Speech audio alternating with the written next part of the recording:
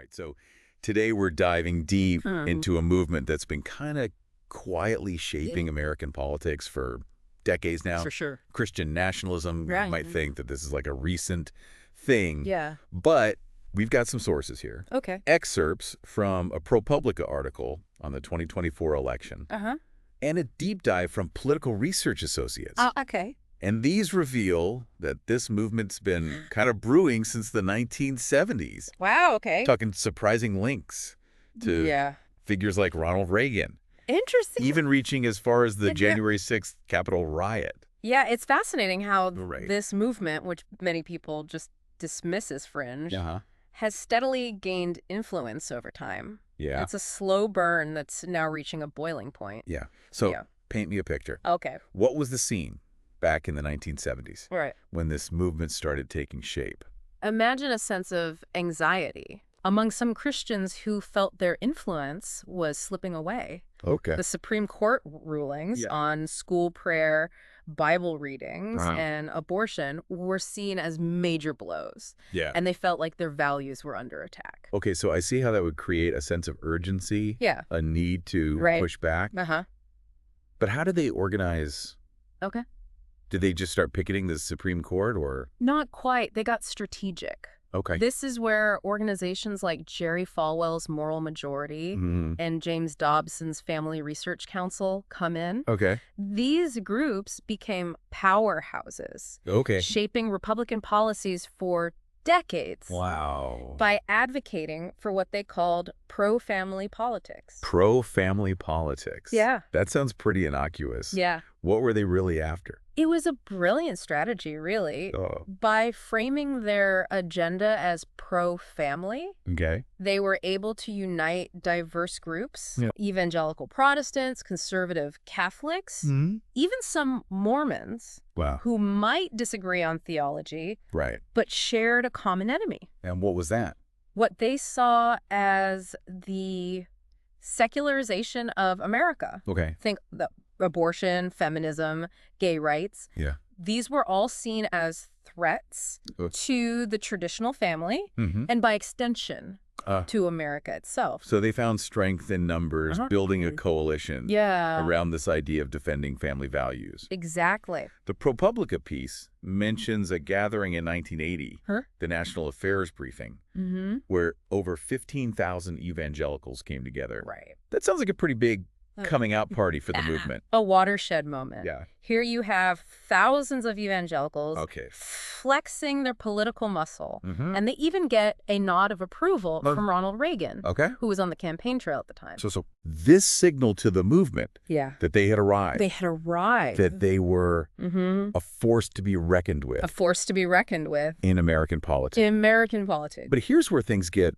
a bit more complex, right? Okay. The article also mentions a figure who was kind of lurking in the shadows at this briefing. All right. R.J. Rushdoony, Okay. the father of Christian Reconstructionism. Now, this is where the story takes a darker turn. Okay. Rushdoony wasn't just some mild-mannered theologian. Right.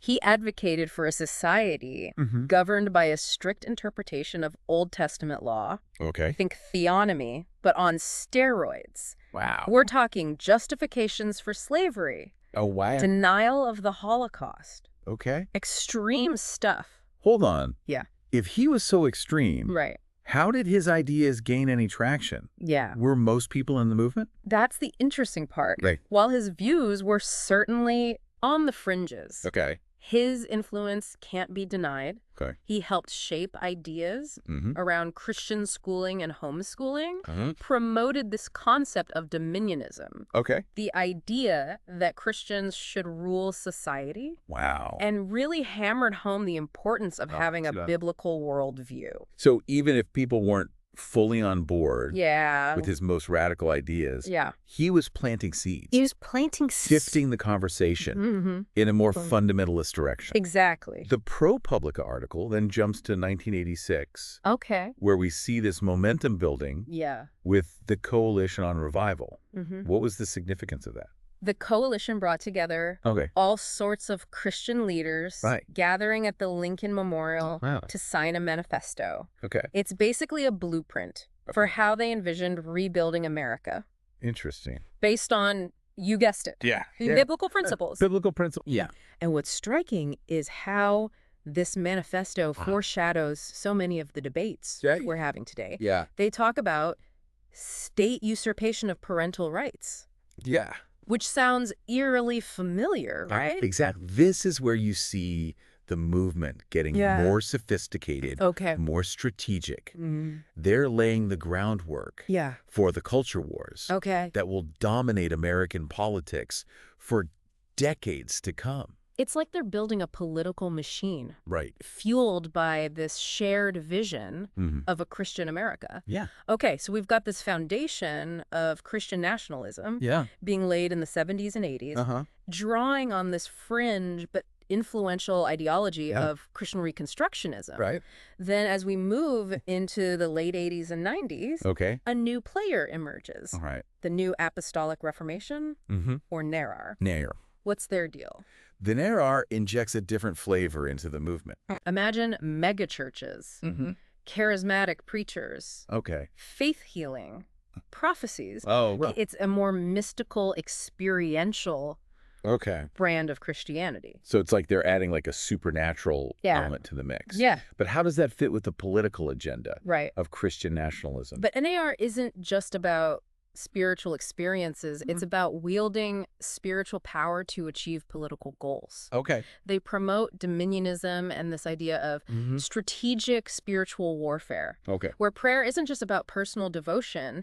It's about battling demons they believe are influencing world affairs. Whoa. It's almost like they're saying, forget lobbying and voting. Let's just pray our way to victory. Whoa.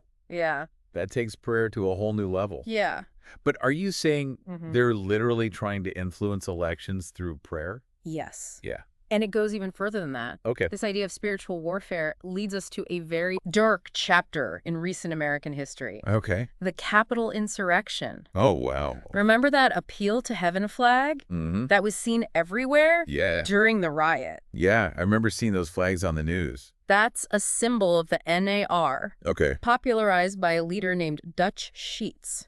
So what were they doing besides waving flags? Well, the ProPublica article mentions that NAR leaders, including Sheets, were leading prayer calls during the riot. So this isn't just some fringe group praying in a megachurch. They're actively involved in shaping political events. Absolutely. And speaking of influence, the ProPublica piece then dives into the Seven Mountain Mandate, which gained traction in the 2010s. Explain this to me. What mountains are we talking about here? Think of it as a blueprint for Christian dominion over society. It calls for conquering 7 spheres of influence: family, religion, government, arts and entertainment, business, education, and media. Wow. It was popularized by Lance Wallnau, a pastor and self-proclaimed prophet within the NA. So it's not just about influencing elections. It's about shaping every aspect of American life according to their worldview. And if we connect this to Wallnau's relationship with Trump, that adds a whole other layer to the story, right? Wallnau claims he received a prophecy revealing that Trump was chosen by God. Similar to the Persian King Cyrus in the Bible. Wow. This narrative helped solidify evangelical support for Trump, even despite the controversies surrounding his personal life. It's fascinating how they were able to frame Trump, a man who seemed to embody everything they opposed, as a chosen instrument of God. It's a testament to the power of narrative. And it explains why many conservative Christians continue to support Trump, even now, as he campaigns for re-election in 2024. They believe he's fighting a spiritual battle for them. But it's not all about prophecies and spiritual warfare, right? How is this Seven Mountain Mandate actually playing out in real-world politics? We see it in various ways. The ProPublica article highlights the Christian right charity Ziklag, which is actively working to dismantle the public education system. Wow. And replace it with homeschooling. Okay. They see public schools as a secular indoctrination machine that needs to be replaced with a biblically based education. So it's not just about abstract ideas. Right. It's about concrete actions that have real-world consequences. Real-world consequences. For people's lives. For people's lives. And remember that Alabama Supreme Court ruling on frozen embryos that we talked about earlier, the Chief Justice, who subscribes to the Seven Mountain Framework, actually cited the Bible in his concurring opinion. That's a clear example of how these ideas are creeping into the legal system. Wow. So they're actually trying to rewrite the law of the land. Yeah. Based on their interpretation of the Bible. Based on their interpretation of the Bible. That's pretty alarming. It is. And speaking of alarming figures, the Political Research Associates article dives into the story of Roy Moore. Yes, Roy Moore. The former Chief Justice of the Alabama Supreme Court. The Ten Commandments guy. Right. He's been a vocal advocate for a Christian nation for decades. Yeah. And the article connects him to other key figures like D. James Kennedy and Coral Ridge Ministries who have built networks and platforms to spread these ideas. So it's not just about individual beliefs. Yeah. It's about a coordinated effort to build a movement, a political machine. A political machine. What are some of the specific things they're pushing for? Moore was a big proponent of the Constitution Restoration Act. Which aimed to strip the Supreme Court of its power and acknowledge God as the source of law in the United States. So it's basically saying, let's just scrap the Constitution and replace it with the Bible. Basically. It's mind-blowing that this is even being considered. And that's precisely why it's so important to understand this movement. It's not just about prayer meetings and Bible study groups. It's about wielding power to reshape American society according to their worldview. Okay, so we've traced this movement from its origins in the 1970s through its evolution in the 80s and 90s to its present-day influence on figures like Trump and the Republican Party. But I guess the big question is, why should the average person care about this? That's a great question. How does this impact their lives? It's easy to dismiss this as a fringe movement. But you need to understand their goals are far-reaching and have very real consequences. They're not just trying to win elections. They're trying to fundamentally change the way America functions. So it's not just about politics. It's not just about politics. It's about culture, education, the legal system, everything, really. Everything, absolutely. They want to create a society where their version of Christianity is the dominant force. The dominant. Shaping everything from what's taught in schools to what laws are passed. Exactly. I think a lot of people hear this and say, well, that sounds scary, but what can I do about it? It feels like such a I understand that feeling. Huge, complex problem. It can be overwhelming. But there are things you can do. The first step is education. You're already doing that by listening to this deep dive. But don't stop there. Read books, articles, and research papers from multiple viewpoints. So don't just stay in your own echo chamber. Exactly. Actively seek out information that challenges your own assumptions. Absolutely. And don't keep this knowledge to yourself. Talk to your friends, family, community members. Share what you've learned. Even if it leads to some uncomfortable conversations. Absolutely. The more people understand this movement, the better equipped we'll be to counter its influence. It's about turning awareness into action. But what about concrete actions? Well, beyond just talking about it. Remember that these battles are often won and lost. At the local level. Attend school board meetings, city council meetings. Even run for office yourself. Wow.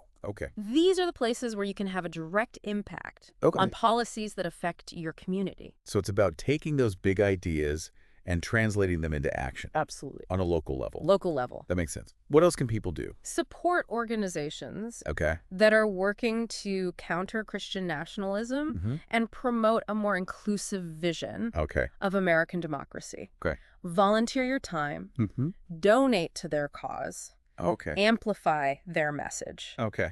There are a lot of good people out there fighting this fight. Yeah. And they need our help. It's about putting our resources, whether it's time or money, where our mouths are. Exactly. And of course, there's the power of the vote. Absolutely. Research candidates, understand their positions, and make informed choices. Informed choices. At the ballot box. At the ballot box. Elections have consequences. They do. And your vote is a powerful tool. Powerful tool. For shaping the direction of our country. Of our country. Okay, so we've covered a lot of ground here. We have. From the origins and evolution of Christian nationalism to its present-day impact on American politics and society. And we've talked about what you, the listener, can do to counter its influence. Exactly. But I want to circle back to something you mentioned earlier. Okay. The idea that not all Christians support this movement. That's a crucial point. Okay. It's important to remember that Christianity is not a monolithic block. Right. There's a wide spectrum of beliefs and interpretations within the faith. Okay. Many Christians, in fact, find the idea of Christian nationalism to be antithetical to their understanding of Jesus's teachings. Okay. They see it as a distortion of their faith. Right. A perversion of the gospel. So it's not just about secular folks. It's not. Pushing back against this movement. Yeah. It's about Christians themselves saying, hey, this isn't what our faith is about. This isn't what our faith is about. What are some of the key arguments? One of the most common arguments is that Christian nationalism conflates faith with national identity, which leads to exclusion and division. Okay. It creates an us versus them mentality that's completely opposite to the Christian values of love, compassion, and inclusivity. It's like they're using Christianity as a weapon. Exactly. To divide people rather than to unite them. Rather than to unite them, they're saying, if you're not with us, you're against God. Right. And that's a dangerous and divisive message. Many Christians also argue that Christian nationalism undermines the separation of church and state. Exactly. A principle that's essential to American democracy. To American democracy. To see it as a threat to religious freedom. Yes. For everyone. For everyone. Not just Christians. Not just Christians. So it's not just about protecting other religions. Right.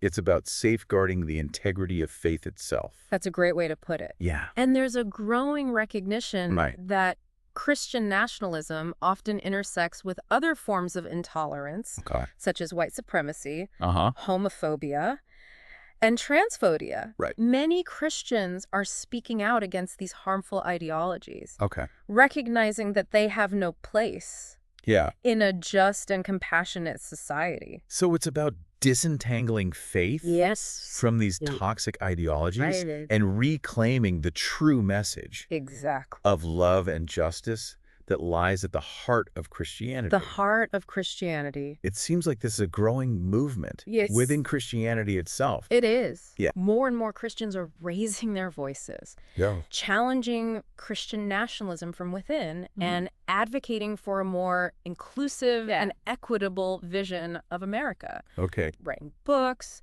starting podcasts, organizing conferences, and building communities. They're a powerful force for good. Yeah. And their voices need to be heard. It's encouraging to hear. It is. That there's pushback. From within the Christian community itself. Yeah. It gives me hope that this isn't a battle. It's not. It's already lost. Yeah. It's a reminder that we shouldn't paint all Christians with the same brush. Right. There's a lot of diversity within the faith. Okay. And there are many who are committed to fighting for justice and equality. So it's not just a battle between secularism and religion. Right. It's also a battle within Christianity itself. Within Christianity itself. Yeah, that adds a whole other layer of complexity. It does. To this story. Absolutely, and it's a battle worth paying attention to. Yeah. These dissenting voices within Christianity offer a powerful alternative to the Christian nationalist narrative.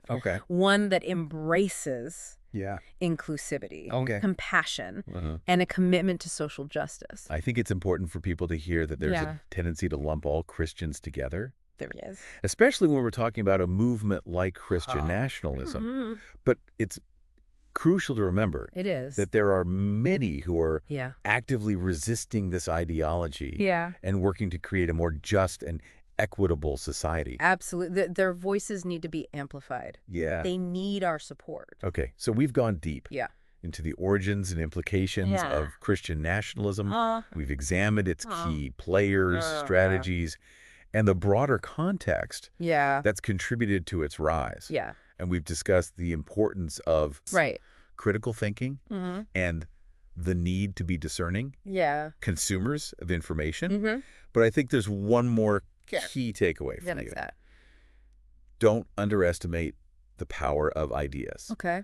Ideas have consequences. They do. They shape our beliefs, our values, and ultimately our actions. Our actions. And in the case of Christian nationalism, those ideas are having a profound impact on American politics and society. You're absolutely right. Yeah. This isn't just some abstract theological debate. Right. These ideas are being translated into real-world policies and actions that affect all of us. So it's not just a political movement. It's not. It's a battle for hearts and minds. Exactly. So where does that leave us? Yeah. What should you be thinking about after this deep dive? I think the most important thing is to be aware. Okay. Be aware of the movement's history, its goals, and its tactics. Be aware of the ways in which it's trying to influence our society. Knowledge is power, right? Precisely. We can't fight something if we don't understand it. And once you're aware, you can start to take action. Okay, so what kind of action? Talk to people about this. Share what you've learned. Okay. Get involved in your community.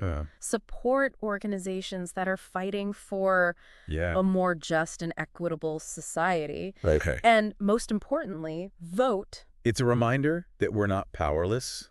We're not. In the face of this movement. Yeah. We have agency. We do. We have a voice. We have a voice. And we have a responsibility to use them. Well said. Yeah.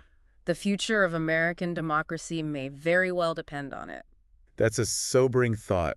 It is. But also an empowering one. It is. We're not just passive observers in this story. We can all make a difference. We can. So stay informed, stay engaged, and stay hopeful. The fight for a more just and inclusive America continues. Well, that's all the time we have for today. Okay. Thanks for listening to this deep dive into the world of Christian nationalism. Absolutely. Make sure to check out the show notes for links to all the sources we discussed. Sounds good. And until next time, stay curious.